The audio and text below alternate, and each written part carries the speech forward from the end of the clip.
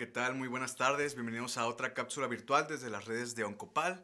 El día de hoy, pues, tenemos al doctor Ángel Arana y al doctor Omar Gómez. ¿Cómo están, doctores? Muy buenas tardes. Muy bien, muy Sí, buenas tardes, ¿cómo estás? muy bien. ¿Y ustedes qué tal? Muy bien, también aquí, Sí. acompañándolos esta vez, después de un largo tiempo sin... Sí, no, ya sin tenía rato venir. que no venía, ¿verdad? Sí, ya, unos meses. ¿Cómo se siente ya de su regreso a las cámaras, a Bien, brillar? todo bien, ahora sí. Digo, porque todo le estaba acaparando el doctor Arana, ¿eh? Sí, ya sé, ¿no? Oye, Ya está Hay la que, estrella. sí, no, y hay que quitarle Vine a el copiarle lugar. algo porque es el maestro ya. Que tiene cámaras.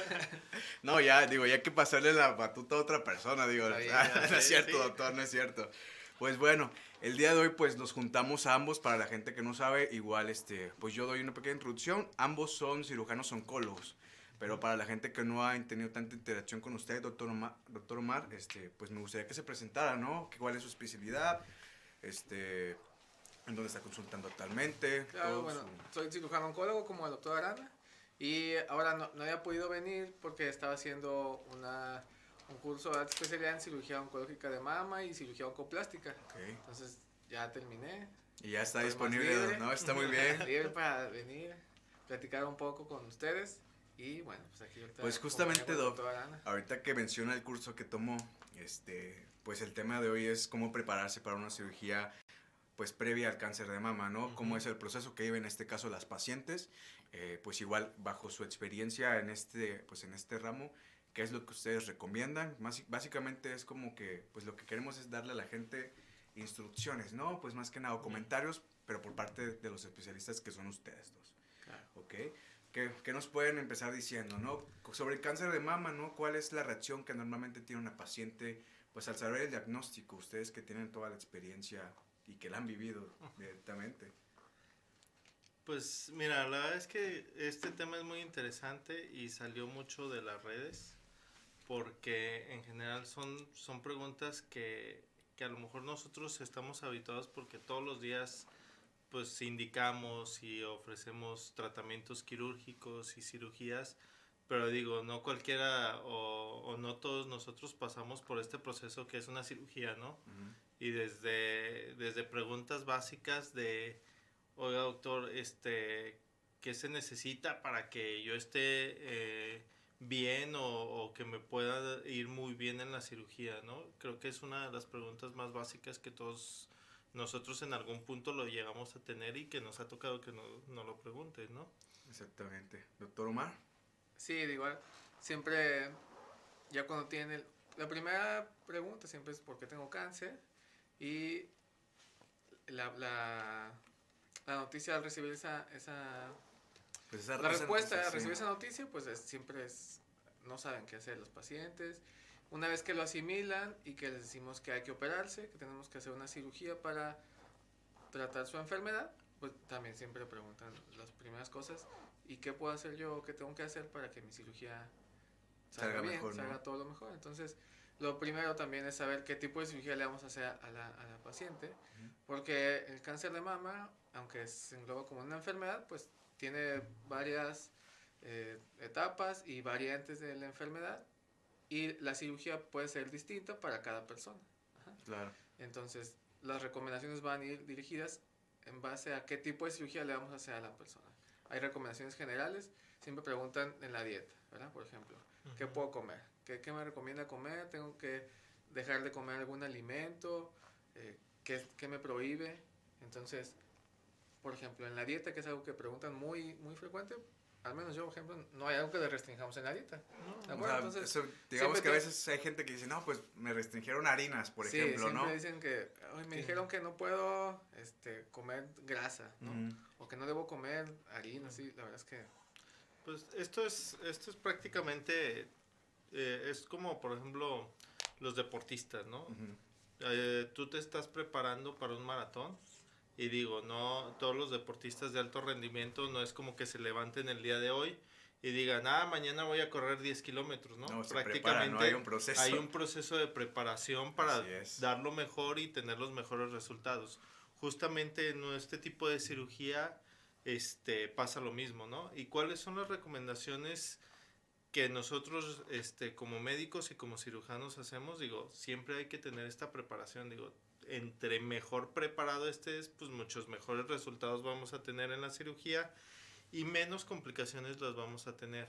Alguna contraindicación para la alimentación en realidad no la hay. O sea, sí existen muchos mitos, como mencionabas, de que, oye, vamos a dejar de comer harinas, vamos a comer, no puedes comer huevo, no te puedes acercar a la lumbre, no puedes hacer ciertas Sí, es características. cierto, que ahorita que menciona eso del alumbre, digo, perdón Sí. por cortar la respuesta, pero si hay como que ese mito de que, por ejemplo, no, pues no tienes que acercar al hombre o algo caliente porque hace reacción. Digo, ¿ese mito a qué se deriva? Sé que no es del tema, Ujú. pero me Sí. gana la curiosidad. ¿Ese mito de qué se deriva, doctor? Pues siempre preguntan, en cualquier tipo de cirugía, ya sea de mama o de cualquier otra cosa, Ajá. siempre después de una cirugía, pues, ya me puedo acercar a la lumbre y la verdad no sé dónde salió ese mito. Sí, pero... No sé, pues yo lo que les digo es, o sea, la herida hay que cuidarla, ya sea de mama o de cualquier otra cirugía, siempre hay que cuidar la herida, sobre todo que no se infecte. Entonces, el estar a lo mejor cerca del calor puede propiciar que la herida se pueda llegar a infectar, pero en realidad ese mito, no, o sea, yo lo que les digo, puedes cocinar, puedes hacer lo que tú quieras, acercarte al lumbre, pues Sí, mientras sí. no te quemes, No, no pasa pasa nada, nada, ¿verdad? no, Exactamente. en realidad, ¿cuántas veces cocinamos y que sintamos el calor de la lumbre? Pues la verdad es que no, o sea, Sí, o sea, no me voy a acercar literalmente a la lumbre. ya nadie cocina en una fogata, eso como para que sí sientes el calor de O la la lumbre. carnita asada, ¿no? Si acaso, ¿no? Pero la carnita asada, pues le dices que la haga alguien más, pero en general, si es en la estufa, pues, no pasa nada. O sea, no. eso es un mito, ¿no? Que existe algún riesgo que va a generar algún factor. O sea, el cuidado como cualquier persona que va a comer, que va a cocinar. Ah, Pues ok. nada más no tan cerca para que no te quemes. No, hombre. Pero fuera de eso, pues la verdad es que no hay mayor cuidado que tener por la cirugía. No sé, el doctor Arana. La verdad A es lo que mejor yo sí sabe depende, alguna. yo depende, digo, si la paciente viene acompañada con su esposo, pues ahí a veces sí le recomiendo que no cocine, pero Que más cocine el esposo, que dice. cocine el esposo más que nada. Sí. No, la verdad es que sinceramente no hay una contraindicación, ¿no? Digo, el hecho de cocinar, acercarte al fuego, no aumenta el riesgo de complicación de las cirugías, no aumenta el riesgo de infección de la herida. Creo que lo que comentaba Omar está más relacionado con los cuidados básicos de una herida. Si la herida la mantienes limpia, si le haces la curación como debe de ser, si toman los antibióticos y los analgésicos de la forma adecuada, pues la herida no se debe complicar porque te acerques al fuego. ¿Sí? Entonces, ese mito de no te puedes acercar al fuego, pues en realidad no. No, y es que quizá fue una pregunta o salió el tema así como que muy esporádico por la misma cultura que tenemos aquí, ¿no? De saber, de no saber qué hacer, como por ejemplo en una evaluación preoperatoria, ¿no? Ustedes como médicos, antes de operar al paciente, imagino que hay una revisión, quizá que lleva meses, 6 meses, 3 meses con el paciente, o se le da un seguimiento previo a la operación, ¿no? O es independientemente con este cáncer, ¿cuál sería o cómo funciona un proceso preoperatorio, ¿no? Bueno, con este cáncer, como decía el doctor Arana, una cirugía, lo ideal es prepararla como un deportista prepararía para una prueba, para una competencia. Claro. La diferencia es que el deportista con la competencia, él sabe que va a competir. Y él se prepara para algo que ya sabe que va a pasar en 6 meses, en 1 año, en 2 años. Con el cáncer de mama, pues es algo inesperado. Okay. Entonces, la persona se puede preparar, pero tal vez no va a tener el tiempo que quisiera para prepararse. Entonces, ¿qué son las personas que tienen menos riesgo, digamos, de complicaciones?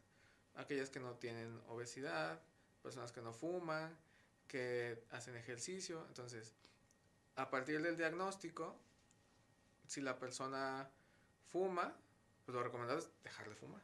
¿Okay? Claro. Si no fuma, pues tiene mayor probabilidad de que no tenga complicaciones en relación al tabaquismo.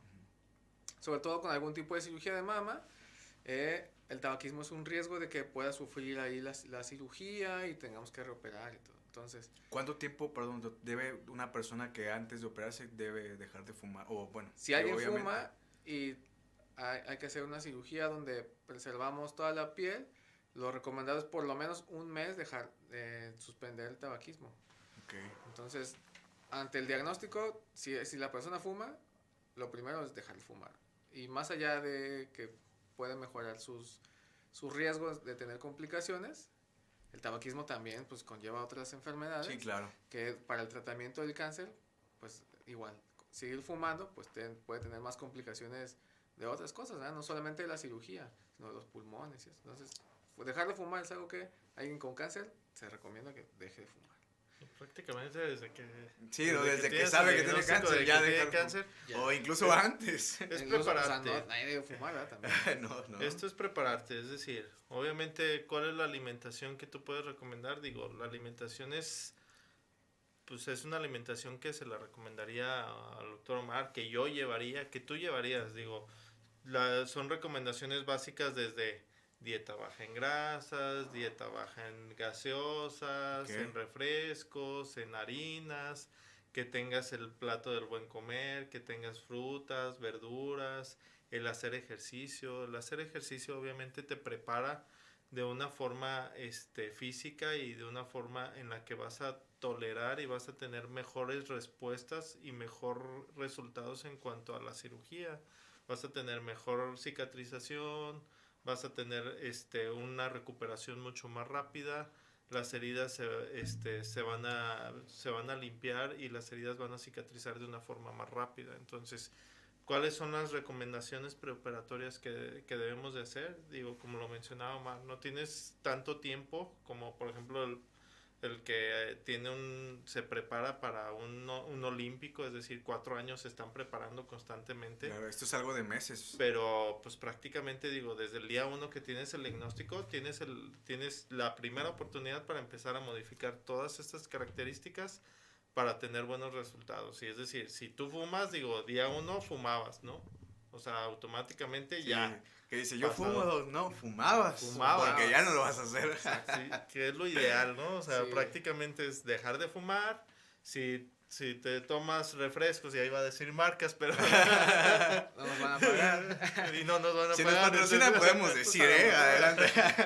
Sí, pero bueno, si tomas refresco constantemente, pues digo, lo ideal es que mejor tomas agua. Por eso estamos tomando agua. Exactamente. Sí. Agua sí no pasa nada. Pero, por ejemplo, entendemos que, digo, por una persona que, pues esto es un suceso inesperable y repentino, ¿no? Como lo mencionaban. Principalmente dejar de fumar. Pero hay personas que, previo a la operación, siempre, digo, insisto que tienen muchos nervios, quizá un tema de ansiedad incluso. ¿Qué sucede o qué pasa si un paciente toma quizá algún tranquilizante previo a la operación, digamos una semana o días incluso antes de la operación? ¿Influye en algo que el paciente esté tan ansioso que no pueda incluso conciliar el sueño? X factores, ¿no? ¿Qué pasa si se toma algún medicamento o se puede recetar algún medicamento? Sí, bueno, pues de inicio la persona necesita, como dice el doctor, como dice Arano, es cambiar sus hábitos, ¿verdad? Y sabemos que es difícil ante una noticia de esas, primero cambiar el chip de tu estilo de vida, porque lo primero que le viene a la mente no es eso, ¿verdad? Sino sí. Es porque me pasó esto, ¿qué va a pasar? Me voy a morir. Entonces, algo que tienen que saber es que ante un diagnóstico de cáncer de mama, hay una gran posibilidad de curarlas a las pacientes. Entonces, tienen que saber que el cáncer de mama es curable.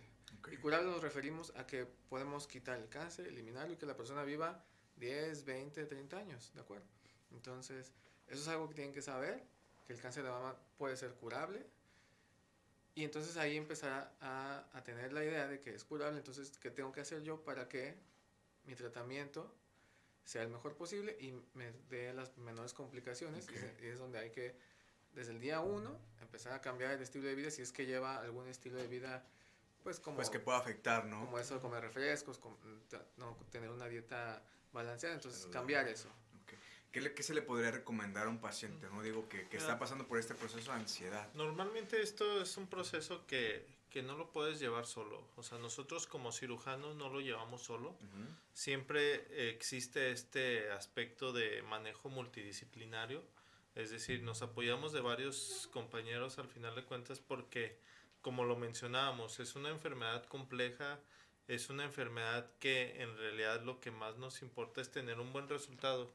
Y los mejores resultados los obtenemos apoyándonos de varios compañeros. Y más como lo mencionaba Omar, es un shock emocional donde de repente existen todo este tipo de dudas de, oye, estoy muy ansioso por el diagnóstico de cáncer, estoy muy ansioso por la cirugía, fíjate que no sé qué comer, qué alimentación vamos a tener.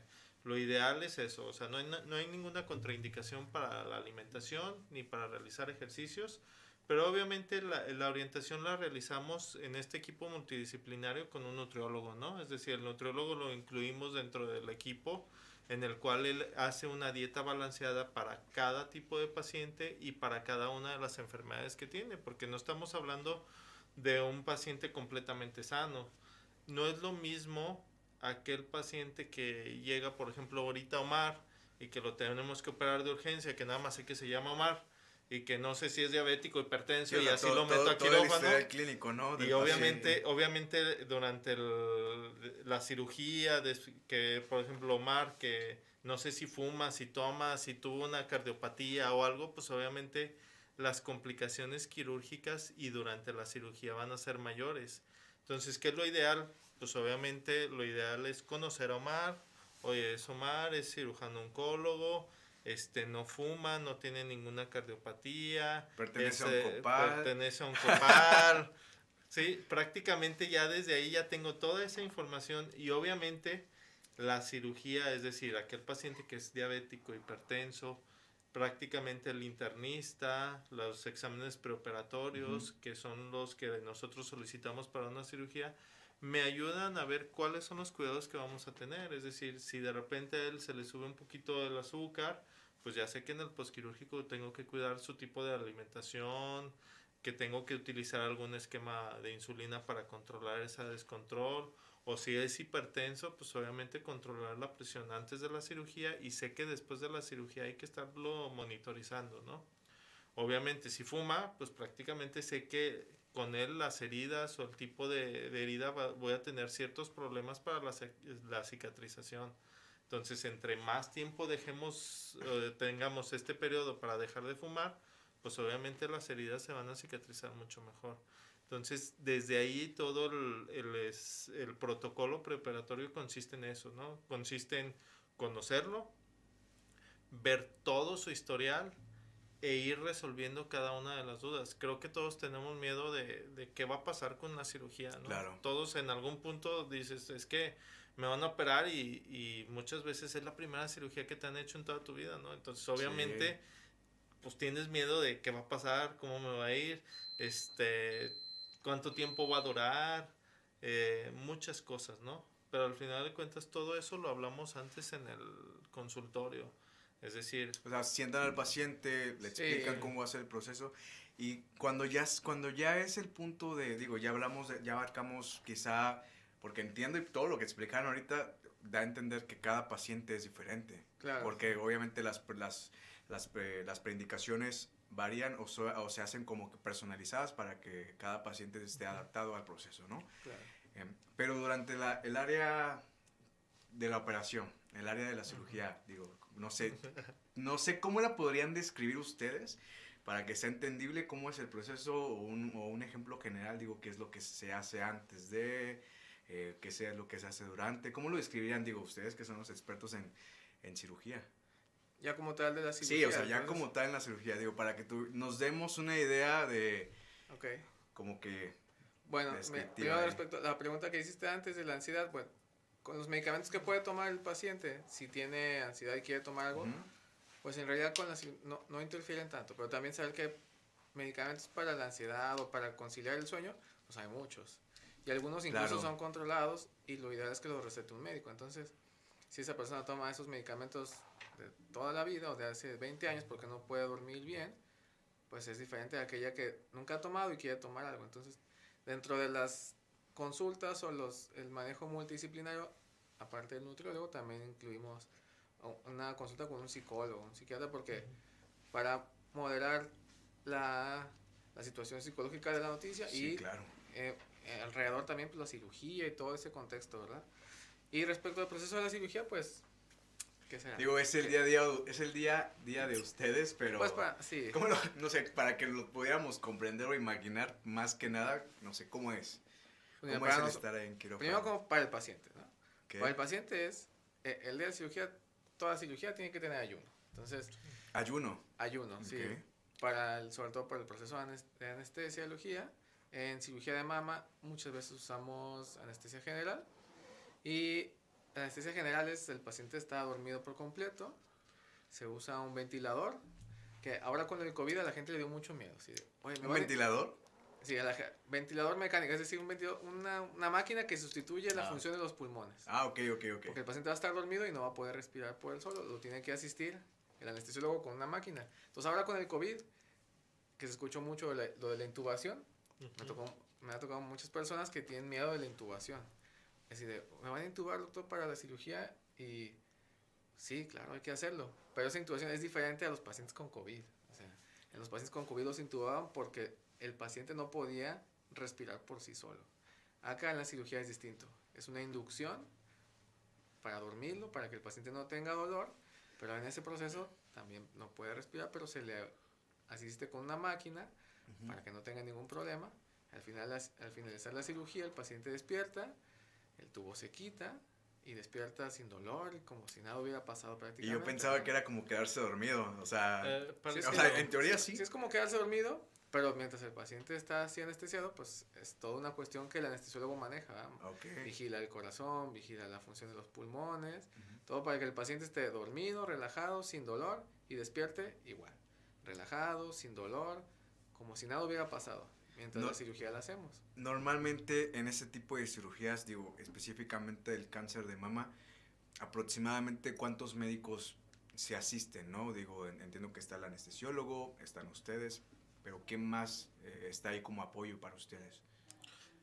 Normalmente esto es un equipo grande, digo, porque al final de cuentas, como lo mencionábamos, no solamente es llegar, operar y vámonos, ¿no? Y ya.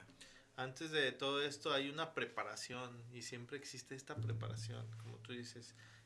Checamos cómo está el corazón, checamos cómo están los pulmones, checamos cómo está el paciente en general, de cómo están su hemoglobina, si coagula bien, si no coagula bien, si el azúcar está bien, la presión está controlada. Esto nos ayuda sobre todo y más, como comentaba Omar, para el proceso anestésico. Obviamente el anestesiólogo lo que hace es que pues sea lo más cómodo posible para el paciente y lo ideal en estos casos es que normalmente es que los duerman, ¿no? ¿Por qué? Porque el paciente llega, el anestesiólogo platica con él, por eso se ocupa de ese ayuno. Ese ayuno, la intención es de que evita que tengamos complicaciones durante la cirugía, por eso somos bien drásticos en ese aspecto de a la hora de pedir el ayuno, ¿no? ¿Cuánto tiempo de ayuno más o menos? Normalmente piden 7 horas, en algunas ocasiones puede ser menor cuando son líquidos, sí, pueden ser hasta 4 horas, pero lo ideal y lo más recomendable son 7 horas prácticamente. Entonces, mientras el paciente tenga una buena hemoglobina, unos tiempos de coagulación adecuados, su corazón, sus pulmones estén funcionando adecuadamente, creo que es el paciente ideal para nosotros operarlo, ¿no? Posteriormente pasa a quirófano. En quirófano, lo que tú mencionabas de ser ansioso y de que tengas problemas para conciliar el sueño antes de la cirugía, creo que no hay ninguna contraindicación para dar algún ansiolítico, de tal forma en la que descanse la noche previa y él al día siguiente, en la mañana que se va a operar, se opere de la forma más tranquila posible, porque es lo ideal, ¿no? Él entra tranquilo a quirófano, sabiendo qué tipo de cirugía le vamos a realizar y qué tipo de anestesia va a tener. Normalmente los duermen, el paciente lo duerme y nos permite, una vez que el paciente está dormido, nosotros trabajar. Normalmente entran de 2 o a 3 cirujanos, es decir, normalmente el cirujano principal o el otro cirujano que también te ayuda, dependiendo del procedimiento de la cirugía. O somos apoyados por otro equipo que también es el equipo de enfermería, que es la enfermera quirúrgica, y luego hay otro enfermero que es el que se encarga de mantener todo el material a disposición, porque de repente todo el material se prepara un día antes, todo lo que se necesita desde suturas, tijeras, material, gasas, compresas, ciertos materiales especiales que se utilizan durante la cirugía. Y aparte hay una logística grande, sobre todo de que aunque salga algo imprevisto durante la cirugía, lo tengamos en el momento.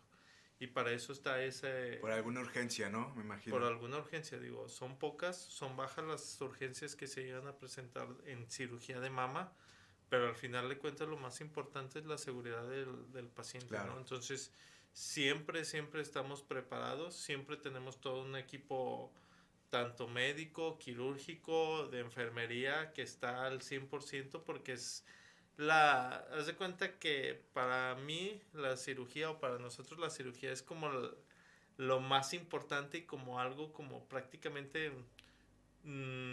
como cuando tú estás jugando la final de un mundial donde tú lo estuviste Digo, esperando. ¿Me puedo dar una idea? Sí. De que es mucha tensión. Digo, ¿les ha tocado operar juntos? Sí. ¿Sí? ¿Qué tal? ¿Cómo es ahí pero si se puede contar, ¿no? Sí, no, pues, ¿Cómo es ahí la...? Pues operamos juntos porque algo también importante para nosotros Ujú. es nosotros estar cómodos, ¿verdad? Estar a gusto para que la cirugía sea lo más fluida posible y estar tranquilo, ¿verdad? Porque entonces en la cirugía es casi como un ritual, ¿no? Tratamos Ok. de hacer siempre Muy lo bueno. mismo para que los resultados sean siempre los mismos igual, mejores. Ok. Entonces, si un proceso nos da un buen resultado, tratamos de repetirlo siempre, de tal forma que el resultado siempre sea igual, el mismo, un resultado bueno. Pero en la cirugía, como en toda la medicina, sabemos que en ese proceso pues puede surgir algo mal. Sí, claro. Y alguna en eso es donde complicación. tenemos que actuar, depende de lo que suceda. Y es donde el equipo, como dice Arana, el equipo está preparado para lo que siempre sucede, ¿no? Para todo el proceso habitual. Pero está preparado para cualquier eventualidad, Ujú. resolver el momento y que la cirugía fluya de igual forma bien. Entonces, operar con alguien conocido, Claro. que sabe cómo operas, Cómo qué es lo trabajas, que ¿no? sigue, cómo Sí. trabajamos, conocido, pues hace que la cirugía sea mucho más relajada, más a gusto y que si algo de repente sucede, pues igualmente se resuelva de forma relajada, tranquila, pero efectiva. Sin que nadie se estrese, nadie se que enoje. Porque si eso pasa, pues también pues Sí, pueden surgir genera la más, tensión, ¿no? Sí. pueden surgir, pues se puede complicar un poco más. Dicen de lo que esperado, ¿eh? que cuando alguien, o sea, que cuando hay una cirugía hay unos hábitos que los médicos a veces ponen algún tipo de música o algo, ¿no? Para relajarse, o eso Digo, sí, ahí es, mito. digo, sí se Cada llega a quien, ¿no? utilizar música.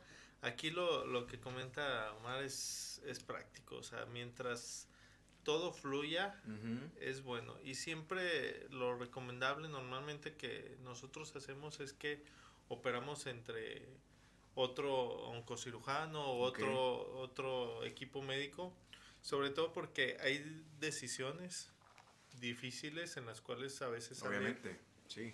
Como todo. algo fuera de lo normal, y siempre tener una segunda opinión o alguien que vamos consensando ciertos datos nos ayuda a tomar las mejores decisiones. Creo que siempre es bueno aceptar opiniones y aceptar ayuda, ¿no? Porque Claro. creo que sería muy difícil de nuestra parte poder decir Sí, que el cerrarse, ¿no? el cerrarte. O el tener siempre la razón también. Sí, digo, Sí. no siempre uno tiene completamente la razón. Claro. Y siempre existe esa confianza, o sea, siempre existe esa confianza de, no sé, prácticamente, oye, ¿cómo ves si hoy empezamos con música clásica y terminamos con rock, ¿no? Sí. No, es interesante porque, insisto, es un proceso demasiado tedioso y la tensión es en el momento y más que ustedes son los encargados de hacer ese trabajo. Sí. Me imagino que la tensión es, pues, impredecible, ¿no? Como ustedes dicen, pueden salir ciertas cosas que pueden, pues, para beneficio o puede ser para algún otro tipo de tema. No, Pero lo importante es que ustedes ya se sienten preparados y seguros, principalmente que trabajan en Claro. equipo, ¿no?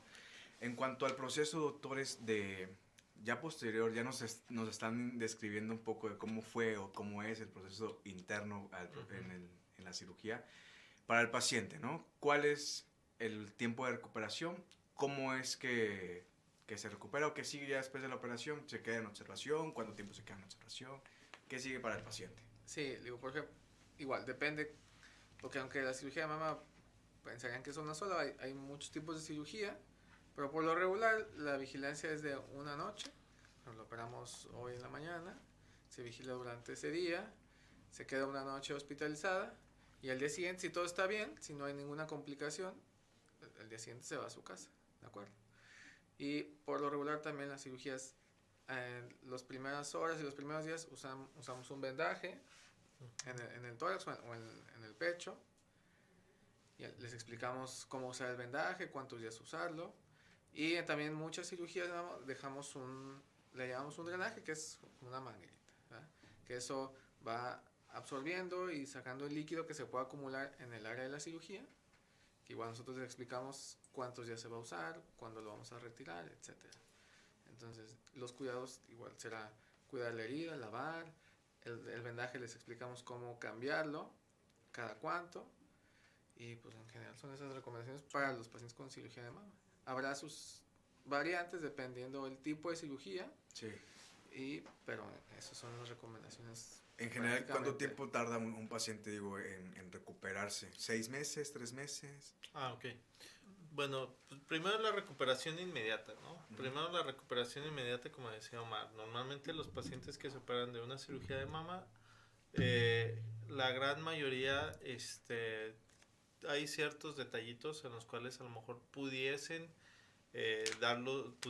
darlos de alta inmediatamente, ¿no? Es decir, en cuanto pasa el efecto anestésico, a lo mejor la cirugía fue un poco más pequeña, no se tuvo que hacer tanta disección y pudiéramos darlos de alta por la noche. Son pocos los casos, son casi contados, pero la gran mayoría de los pacientes es un paciente se interna, se opera ese día en la mañana, lo dejamos en vigilancia sobre todo para manejo de dolor, para ver que no tenga alguna complicación la herida, no tengamos algún tipo de sangradito y que lo estemos monitorizando las primeras horas. Pasando ya las primeras horas después de la cirugía, que veamos que el paciente no tiene dolor, que no tiene ninguna complicación en el aspecto de la cirugía, de un sangrado o algo fuera de lo habitual, lo damos de alta. ¿Qué es las recomendaciones generales que hacemos? Bueno, hay dos pacientes. Hay pacientes que utilizamos algún tipo de drenaje y hay otro que no utilizan ningún tipo de drenaje. No todos los pacientes se van con drenaje y no todos los pacientes se van sin drenaje. Y eso depende ya de la decisión de nosotros como cirujanos, dependiendo del tipo de cirugía que se planeó, dependiendo de lo extenso que se hizo la cirugía.